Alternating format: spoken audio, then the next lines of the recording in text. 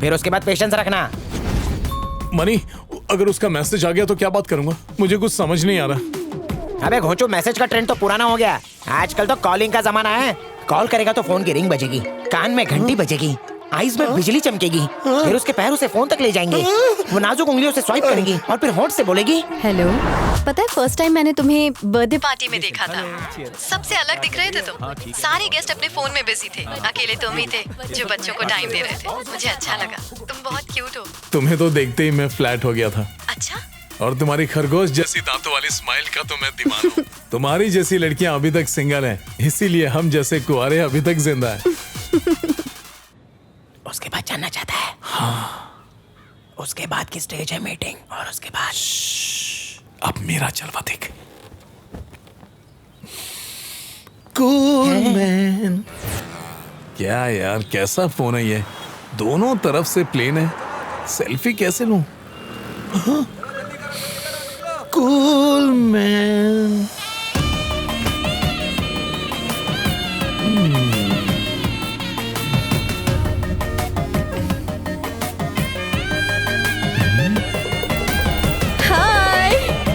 अरे, घर में चूहे ज्यादा है, कपड़ों की कमी हो गई है। हर जगह छेद ही छेद।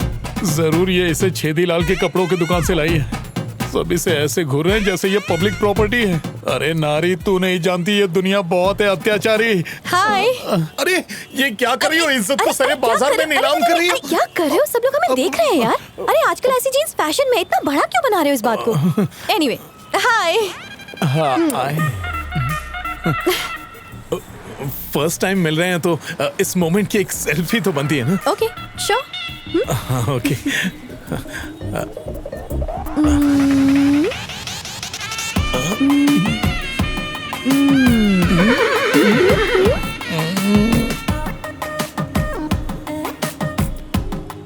रवि, सबसे बड़ी गुरु आजकल की लड़कियां हैं। वो जो करे मना मत करना।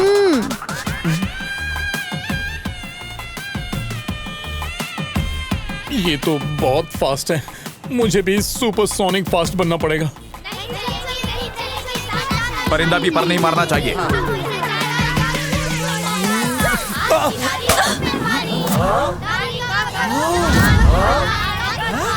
अरे वो देखो, औरत पर अत्याचार। घटिया इंसान। वाह! चलो बहनों, चलो। लड़की की इज्जत पे हाथ डालता है कमीने। ओए, लड़की छड़ता है। रुक, तेरी हिम्मत कैसे हुई? कोई गलती नहीं है। मेरी बात तो सुनिए। अरे मैंने कोई गलती नहीं की। नहीं, मैंने जबरदस्ती नहीं की है। उसने मुझसे किस मांगा था। नहीं प्लीज मत मारिए। नहीं, मेरी कोई गलती नहीं है, प्लीज। एक कमीने को पकड़ा है।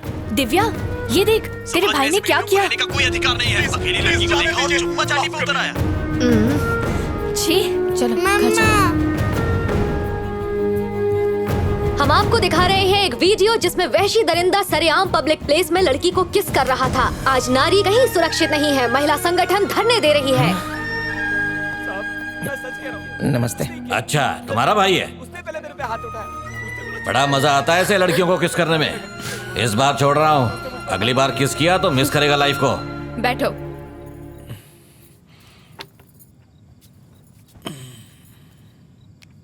तुम्हें तो शर्म नहीं आ रही होगी ना? हाँ, पर मुझे बहुत आ रही है। तुम खुद को समझते क्या हो? ये छिचोरापन करने की क्या जरूरत थी? तुम्हें तो सब मजाक लग रहा है ना? हाँ, कोई काम करना चाहते भी हो या फिर तुम ऐसे? पता है मनी तुम्हारे लिए दिन रात मरते रहता है, सिर्फ तुम्हारे लिए। पैसे ना कम पड़ जाए इसलिए डबल शिफ्ट काम करता है। एक मिनट रुको। जानते हो ये क्या है? हमारे घर के डुप्लीकेट पेपर्स। ओरिजिनल पेपर्स नहीं है हमारे पास। जब 19 साल तक जिंदा लाश बनकर लेटे हुए थे ना, तब तुम्हें जिंदा रखने के लिए इस घर को गिरवी रखना पड़ा। और अब हम लोग लोन चुका नहीं पा रहे हैं। किसी भी दिन ये घर हमसे छीन सकता है और हम सड़क पर आ जाएंगे। ये घर हम दोनों का सपना है। हमारे 2 बच्चे हैं, हमें उन दोनों का भविष्य बनाना है। इस हालत में सड़कों पर भटकते हुए वो अपना करियर किस तरह बना पाएंगे? और इस बर्बादी का और कोई जिम्मेदार नहीं है, सिर्फ तुम हो। तुम इसे देख रहे हो? जन्म से लेकर आज तक इसने किसी से बात ही नहीं की, पता ही नहीं क्यों। इसे ऐसे देखती तो दिल छलनी हो जाता है। और मेरे पति इसके लिए हर साइकियाट्रिस्ट के पास भागते फिरते, सिर्फ इसी उम्मीद में कि ये किसी से बात कर सके। अगर लड़का 20 साल का हो जाए और पेरेंट्स से पैसे मांगे तो शर्म आती है उसे। तुम तो 34 साल के हो गए, फिर भी शर्म नहीं आती। मैं बात कर रही हूँ ना, इससे बीच में मत बोलिए आप। जानते हो 19 साल से वो तुम्हें क्यों झेल रहे हैं? जानना चाहोगे? हाँ, क्योंकि तुम मेरे भाई हो, बस यही एक वजह है। अब मेहरबानी करो और अपने लिए जॉब ढूंढ लो। पता नहीं तुम कोमा से बाहर ही क्यों निकले।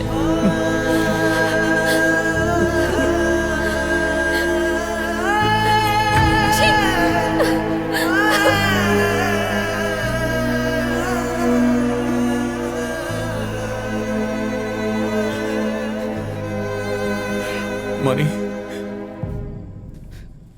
मेरे लिए लोन लिया लेकिन मुझे ही नहीं बताया। अरे तू तो कोमा में था ना, कैसे बताता? लेकिन ये बात झूठ है कि तो उसका भाई है इसलिए मैंने ये सब किया। ये मैंने दोस्ती के लिए किया। और वो मत पगले, मुझे एक जॉब दिला दे यार। तू फिक्र क्यों करता है, हैं? कहीं ना कहीं तो चिपका ही दूंगा।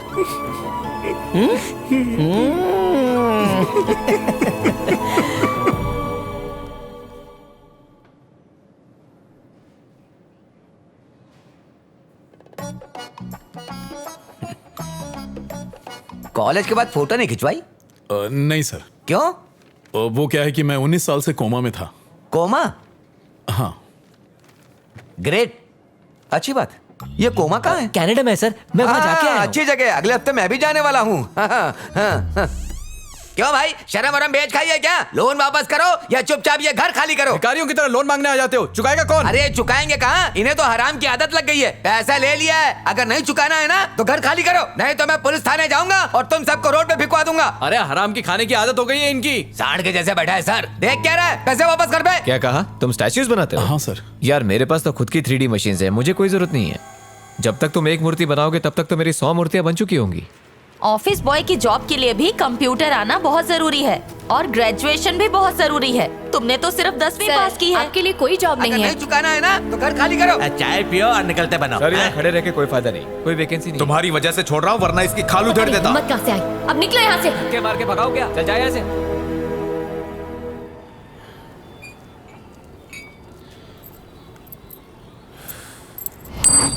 ये 4 रुपए ले और बाकी पैसे वापस कर।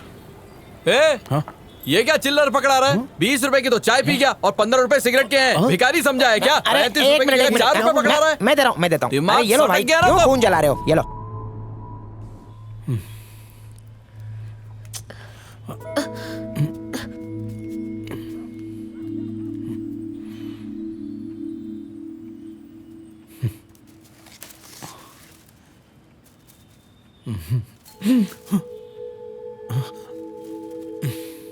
चलो मिलके पतंग उड़ाते हैं।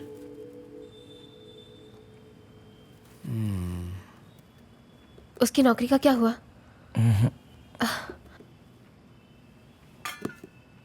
भैया खाना तैयार है, खा लो।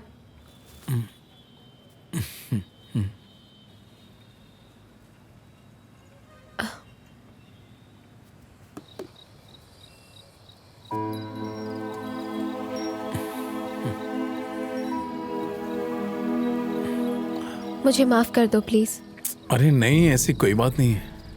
नहीं नहीं, मुझे सच में ऐसा नहीं करना चाहिए था। आई एम सो सॉरी भैया, सॉरी। सॉरी क्यों कह रही हो? तुमने कुछ भी गलत नहीं कहा था। मैंने तुम्हें बहुत तकलीफ दी है। दुनिया में हर कोई डॉक्टर, इंजीनियर, सेल्समैन या फिर ड्राइवर है, लेकिन मैं कुछ नहीं हूँ, किसी काम का नहीं।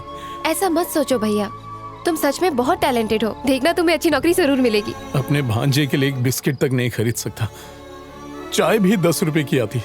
भैया मैं तुमसे एक बात कहूँ, पर प्लीज बुरा मत मानना। हाँ बोलो ना। मेरी एक फ्रेंड है, उसने एक म्यूजियम बताया जहाँ वॉचमैन का पोस्ट खाली है, तो तुम करोगे क्या?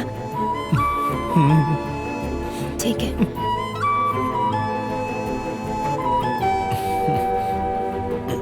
आईने में क्या देख रहा है? कुछ नहीं सर, इसे पहनकर स्कूल यूनिफॉर्म की याद आ गई। हाँ ठीक है, चल चुपचाप अपने ग्लव्स पहन और ड्यूटी पे लग जा। टिकटॉक क्या आ गया, सब खुद को हीरो समझने लग गए। अब जो मैं तुम्हारे साथ करूंगा वो तुम्हें बिल्कुल अच्छा नहीं लगेगा, पर ये मेरा फर्ज है, because I am watchman. Bro क्या कली कर रहा है? चल जा अंदर। अरे बाप रे, इसकी वजह से पहले ही मार खा चुका, अब और नहीं खाना। निकल लेता हूँ। अबे अंदर आई क्या? नहीं सर, तुझे बाहर खड़ा होना है कि अंदर अंदर अंदर। लेकिन ध्यान रखना कोई गड़बड़ नहीं होनी चाहिए। उस दिन गलती मेरी नहीं, तुम्हारी फ्रेंड रितिका की थी। रितिका ने ही तुम्हें ये जॉब ऑफर की है। चेकिंग करनी पड़ेगी।